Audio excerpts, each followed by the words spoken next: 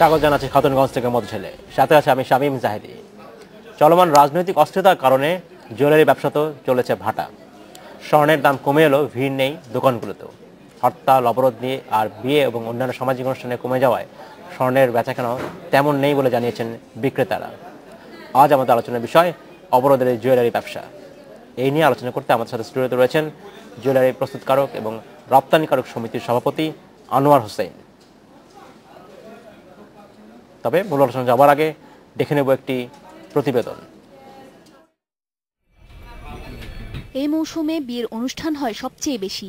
তবে বিয়ের মৌসুম হলেও দেশের চলমান রাজনৈতিক অস্থিরতায় কমে গেছে বিয়ে ও অন্যান্য সামাজিক অনুষ্ঠান। এখন কিন্তু আমাদের রাত সময় থাকার কথা, মানে এখানে এসে দাঁড়াইতে পারতেন না এরকম কাস্টমারের এখন তো রাস্তাঘাট বন্ধ, সবকিছু বন্ধ। আসবে কি করে? মানুষ ঘর থেকে বের হতে পারতেছে না। প্রতি বছর এ সময়ে ক্রেতা সমাগমে মুখর থাকে জুয়েলারি দোকানগুলো। তবে টানা হরতাল আর অবরোধে এ সময়ে বিয়ের প্রয়োজনীয় অনুষঙ্গ স্বর্ণের গয়না বেচা কেনাতেও পড়েছে ভাটা। 3 মাস যে সিজনটা আমাদের থাকে, এই সিজনটাতে আমাদের ব্যবসাটা খুব একটা ভালো হচ্ছে না। দেশের যে রাজনৈতিক পরিস্থিতি, এই পরিস্থিতিতে আপনার আমাদের বেচা কিনা একদম শূন্যের কোঠায়। আন্তর্জাতিক বাজারে দাম কমায় দেশের বাজারেও কমছে স্বর্ণের দাম। গত এক বছরে সব ধরনের প্রতি ভরি স্বর্ণের দাম কমেছে 10 থেকে 12,000 টাকা। দাম কমলেও ক্রেতার দেখা নেই স্বর্ণের দোকানগুলোতে। নিতান্ত প্রয়োজন ছাড়া আসছে না কেউ। আমাদের এখন বিশেষ প্রয়োজনই বের হয়েছে, আমরা প্রয়োজন না বের হইতাম না। একটা বিয়েতে যেতে হবে, মানে এমন একটা বিয়ে যেখানে গিফট না দিলেই নয়। এভাবে চলতে থাকলে জুয়েলারি ব্যবসা করে টিকে থাকা কঠিন হবে বলছে জুয়েলার্স সমিতি। এই দিনের পর দিন অবরোধ থাকা এবং হরতালের কারণে আমরা এই শিল্পটা ধ্বংসের মুখে এসে দাঁড়িয়েছি। আমাদের বেচা কেনা তো একদম নাই বললেই চলে। দোকান খোলার মতন কোনো পরিবেশ আমরা পাচ্ছি না। যদি এই ধরনের চলতে থাকে তাহলে এই শিল্প একদম বন্ধ করে দিয়ে আমাদের অন্য ব্যবসায় চলে যাওয়া ছাড়া আমাদের কোনো উপায় থাকবে না। ওমনহার আজমি, ইন্ডিপেন্ডেন্ট নিউজ, ঢাকা। দেখলাম প্রতিবেদনটি আমরা। জনাব আনোয়ার হোসেন, আপনাকে স্বাগত জানাচ্ছি এই অনুষ্ঠানে। জনাব হোসেন, আমরা প্রতিবেদনে দেখলাম যে যেখানে দেখছি যে স্বর্ণের ব্যবসার বেচাকেনা একেবারেই কমে গেছে। খুবই স্বাভাবিক। আমরা দেখছি যে রাজনৈতিক যে সহিংসতা চলছে দেশে, হরতাল, অবরোধ, এর ফলে আর সব ব্যবসার মতো স্বর্ণের ব্যবসা একই অবস্থায় পড়েছে। সো আপনি যদি প্রথমেই আপনি বলতেন যে ঠিক আমরা জানি শীতকালে এই সময় সাধারণত বিয়ে শাদী হয়ে থাকে এবং এই সময় স্বর্ণের কেনাবেচা হয় অনেক, সব কিছু মিলিয়ে আপনাদের ব্যবসার কি অবস্থা এখন? ধন্যবাদ। অ্যাকচুয়ালি গোল্ড বিজনেস তো শুধু এখনই কমে নাই, কমে গেছে। দাম বেড়ে যাবার ফলে হোল ওয়ার্ল্ডেই কমে গিয়েছে। সেই প্রভাবটা আমাদের দেশে লেগেছে। কিন্তু বাড়তি যেটা হলো সেটা আমাদের এই রাজনৈতিক অস্থিরতা। আচ্ছা, রাজনৈতিক অস্থিরতা আমি শুধু একজন গোল্ড ব্যবসায়ী হিসাবে বলবো না, বা আমি এই অ্যাসোসিয়েশনের প্রেসিডেন্ট হিসাবে বলবো না, আমি অ্যাজ এ বিসিসিআর একজন ডাইরেক্টর হিসাবে বলবো যে এমন কোনো বিজনেস নাই যেখানে এটার প্রভাব না ফেলেছে। তো আমরা এই যে অসুবিধা বা এই অস্থিরতা, এইগুলিকে আপনাকে শুধু একটা কথা বলবো, এক্সাম্পল দেব। পৃথিবীর এমন একটি দেশ পাবেন না যেই দেশের উন্নতির চরম শিখরে পড়েছে সেই দেশের ব্যবসা বাণিজ্য ছাড়া। আজকে যা বিজ্ঞানীরা আবিষ্কার করেন, আগামী দিন সেই জিনিসটাই মানুষের হাতে পৌঁছে দেওয়ার দায়িত্ব থাকে ব্যবসায়ীদের। এই রকম অবস্থা এখন স্যাটেলাইট সায়েন্স বলেন, নিউক্লিয়ার সায়েন্স বলেন, মেডিকেল সায়েন্স বলেন, যত রকমের কিছু আছে সব কিছু ব্যবসায়ীরা মানুষের হাতের নিকটে পৌঁছে দিচ্ছে। আমাদের এইখানে কি হচ্ছে? ব্যবসায়ী বান্ধব সেই রকম পরিবেশ হচ্ছে না। এই রাজনৈতিক অস্থিরতার জন্য এমনিই তো আমাদের বিভিন্ন জটিলতা আছে, আমলাতান্ত্রিক জটিলতা, তার ভিতরে এই রাজনৈতিক জটিলতার জন্য আমাদের এই দেশ সত্যি একদম পিছনের দিকে চলে গেছি। আমাদের এত সম্ভাবনাময় এই দেশ, সেই দেশকে আমরা পারছি না এখন কিছু করার জন্য। আপনার কাছে কোনো রকম তথ্য বা উপাত্ত আছে কিনা যে এই রাজনৈতিক সহিংসতা হওয়ার পর থেকে স্বর্ণের দোকানে, জুয়েলারি দোকানের ব্যবসা কতখানি কমে গেছে, এরকম কোনো তথ্য আছে কিনা? এটা তো খুব রিসেন্টলি ব্যাপকভাবে হয়েছে। নর্মালি এত অল্প সময়ের ভিতরে কোনো স্ট্যাটিস্টিক্স দেওয়া সম্ভব না।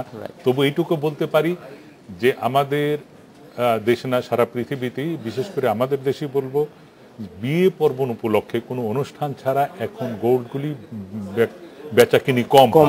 আর সেই ক্ষেত্রে এমন একটা দিন নাই যেখানে কোনো একটা অনুষ্ঠান হতে পারে। সব কমিউনিটি সেন্টারগুলি ওপেন হয়ে আছে। একমাত্র সামটাইম ফ্রাইডেতে হয়তো কিছু অনুষ্ঠান হয়, কিন্তু সেটাও নেগলেক্ট পারছেন। তো এই অবস্থায় স্বাভাবিকভাবে আমরা তো আরো রিস্কি হলো গোল্ড হলো ওয়ার্ল্ড মানি। এটা যখন তখন ওপেনও করা যায় না শোরুম, আর যখন তখন এটা বিক্রি কিনেও হয় না। এটা সেই রকম একটা এনভায়রনমেন্ট তৈরি হইতে হয়, সেই এনভায়রনমেন্টে অন্যেরা যান।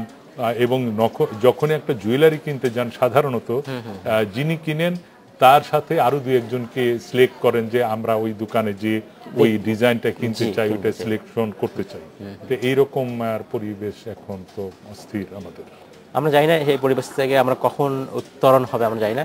তারপরেও আমরা দেখেছি যে এফবিসিসি এর অধীনে নেতৃত্বে বাংলাদেশের সব ব্যবসায়ীর একটা সকল ধরনের আবেদন জানিয়েছিলেন। আপনি একজন এফবিসিসি একজন ডিরেক্টরও বটে। একসময় বলা হয়েছিল যে যারা ব্যবসায়ী তারা পরবর্তী কর্মসূচি দেবে। আমরা দেখেছিলাম যে সেই সাদা ফ্ল্যাগের মিছিলের পরে এরপরে কি কোনো অগ্রগতি রয়েছে আপনাদের কর্মসূচির ব্যাপারে? আপনার কি ধারণা আছে, কিছু জানা আছে? ধন্যবাদ। আমি আবার বলছি যে সারা পৃথিবী ব্যবসায়ীদের যেখানে প্রমোশন করা হয় পলিটিক্সে, সেইখানে আমাদের দেশে নেতিবাচক। আমাদের দেশের ব্যবসায়ীদের পাওয়ার আছে, তারা ইকোনমির 81% ইকোনমি একটা এই দেশের চালাচ্ছে।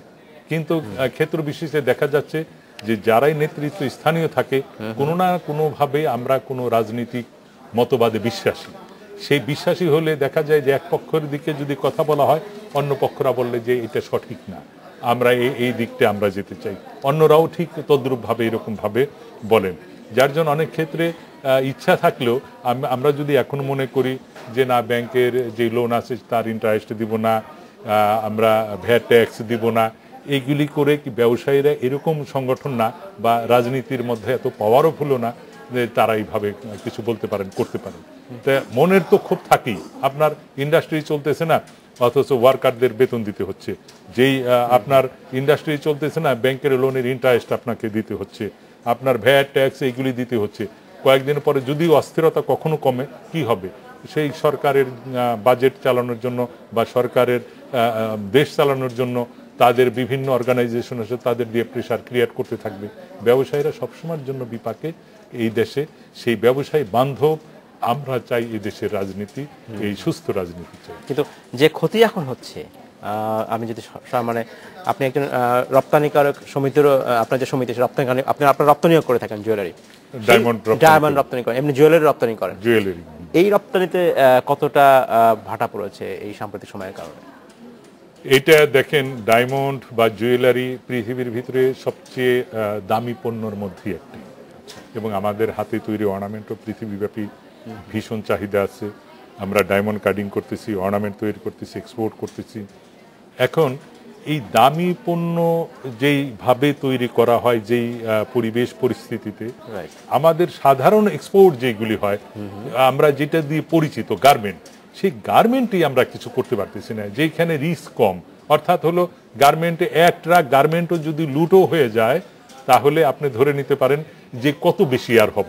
কিন্তু জুয়েলারির পকেটে যদি হয় দেখা যায় যে লক্ষ লক্ষ কোটি কোটি ডলার চলে যাবে। এই অবস্থায় তো নর্মালি একটা এটার মধ্যে প্রভাব ফেলবেই। আমাদের এখানে সফিস্টিকেটেড কাস্টমার আসবে, বিদেশি যারা বায়ার আসে তারাও চিন্তা করে আসেন যে আমার ওখান থেকে কিভাবে কিনে নেওয়া উচিত, এরকম ভাবে ভাবেন। আর সেই ভাবনার ভিতরে আমরাও এফেক্টেড। এবং সেক্ষেত্রে অর্ডারের ক্ষেত্রে, রপ্তানির ক্ষেত্রে যে অর্ডারটা, রপ্তানির ক্ষেত্রে আমরা পিছিয়ে আছি। আমাদের এখানে বিরাট সম্ভাবনা ছিল। আমরা পার্শ্ববর্তী দেশ ইন্ডিয়া যেখানে $30 বিলিয়ন, 3000 কোটি ডলার তারা এক্সপোর্ট করতেছে এই জুয়েলারি সেক্টর থেকে, আমরা সেইখানে সেই জায়গাতে অনেকটা এগিয়ে গিয়েছিলাম। এখন আমরা সেইখান থেকে অনেকটা পিছিয়ে চলে আসছি। ধন্যবাদ জনাব হোসেন। আমাদের সময় হচ্ছে বিরতিতে যাবার, ফিরে এসে আমরা কথা বলবো। ধন্যবাদ। আমাদের সাথেই থাকবেন, ফিরছি শীঘ্রই। আমরা বিরতি পরেই আবার ফিরে আসবো।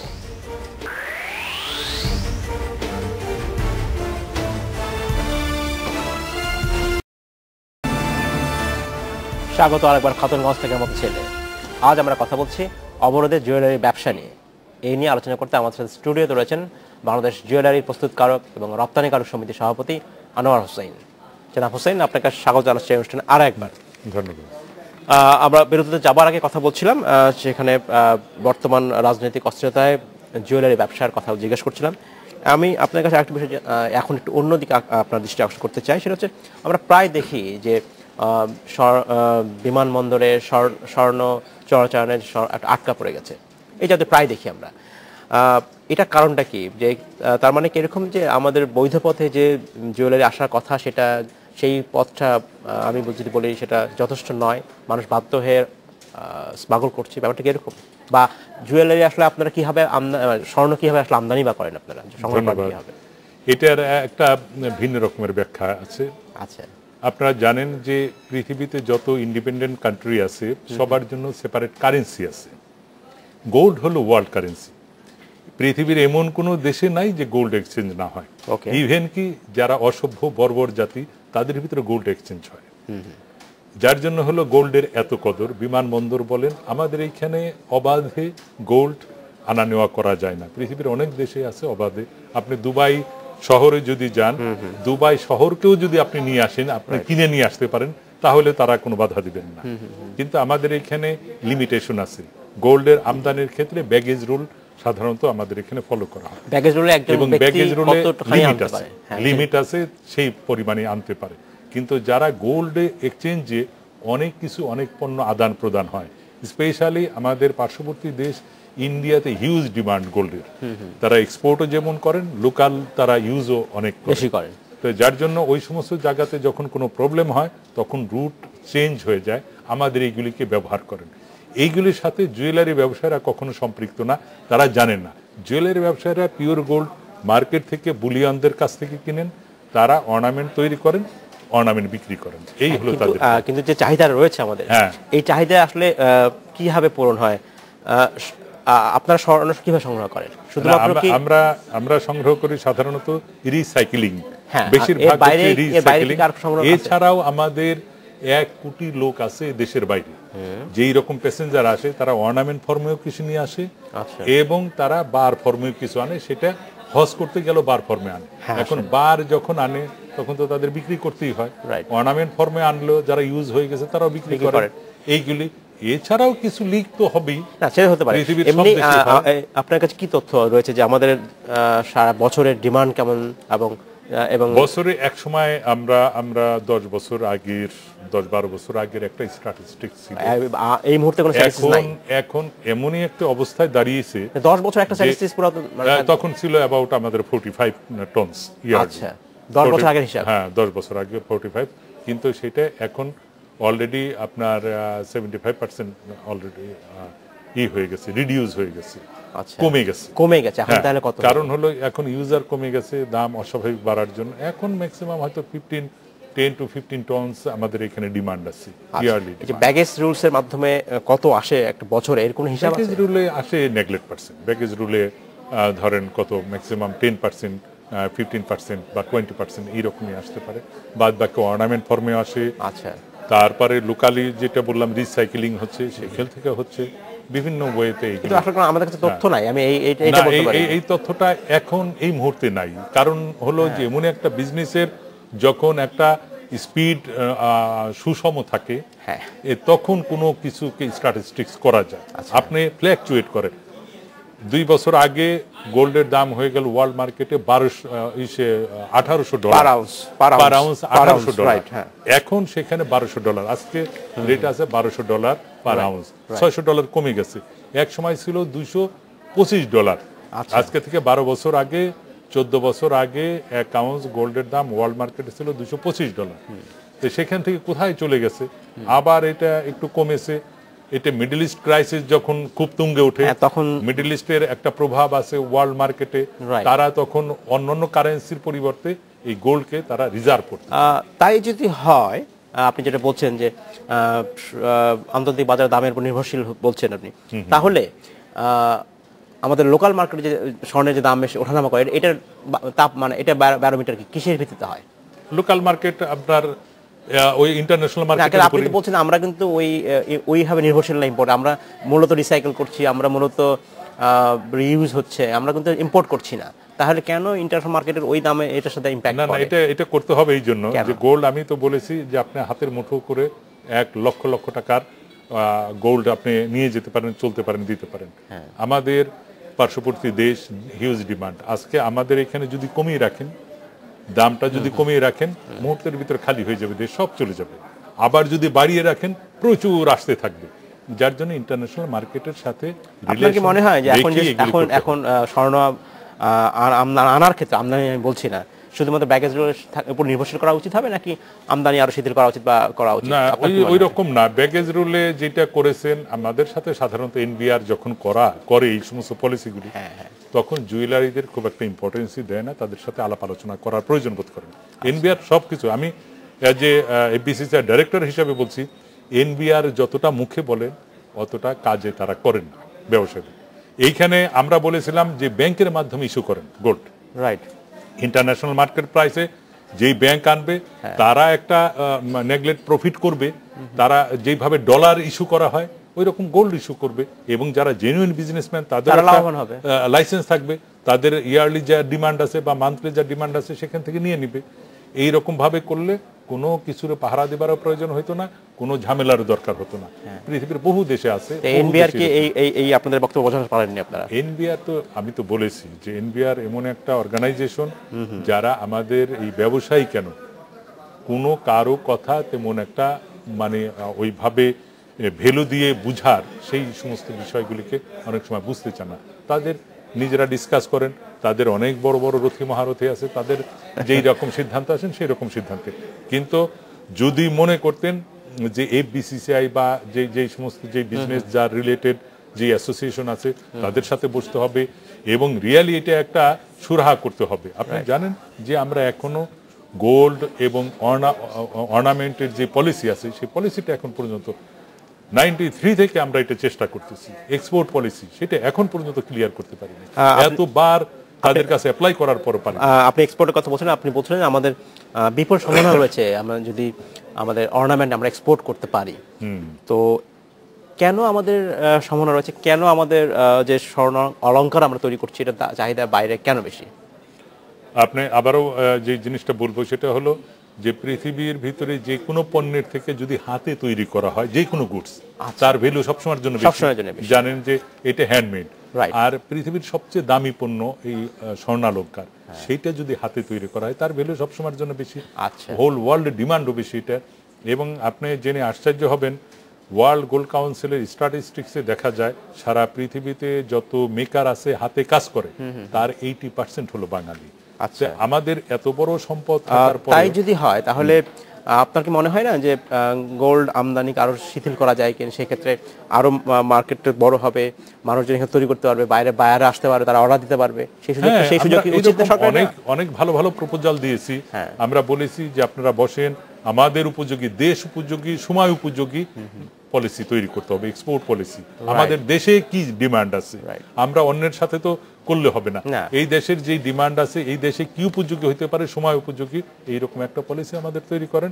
দেখেন এইখান থেকে কত আমরা সেকেন্ড গার্মেন্ট ওপেন করে দিতে পারতাম, যেটা ইন্ডিয়া $30 বিলিয়ন তারা করতেছে।